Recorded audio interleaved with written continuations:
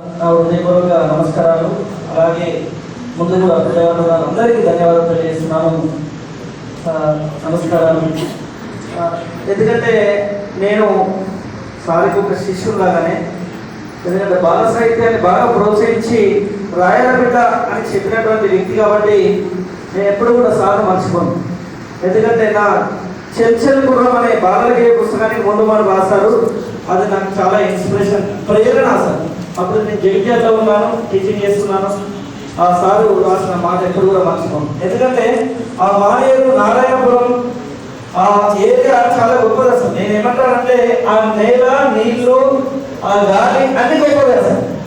పక్కనే ఎందుకంటే అది మల్లారెడ్డిపేట, మానేరు అవతల మల్లారెడ్డిపేట పెద్ద అసోసియేషన్ ఉంటాడు. మాకు పక్కనే నారాయణపురం, అంటే ఇప్పుడు పాలేరు బాగు పక్కన మరి సారు భాస్కర్ సార్. అటుపోతే మానే అవతల కూడా మళ్ళీ వీరులారందరం ధరువు ఇదన్న. అసలు ఆ నేల చాలా గొప్పదని తెలియజేస్తూ మరి ఎంతో ఒక 250 పైన పిహెచ్డీలు వచ్చినాయి అక్కడ. అది ఆ సిరిసిల్ల జిల్లాలో. నేను ఒక ఆర్టికల్ రాశాను. అంత గొప్ప నేల, బహుభాషలు 14 భాషల ఒక గొప్ప అసలు రచయిత.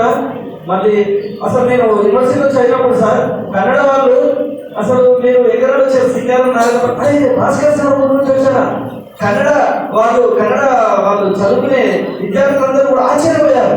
అసలు ఎంత గొప్ప చూస్తున్నారంటే నాకు గౌరవించడం మొదలుపెట్టారు. నేను ఆశ్చర్యపోయాను. అంటే సార్ చాలా నిరాడంబరంగా ఉంటారు, చాలా నిజాయితీగా ఉంటారు.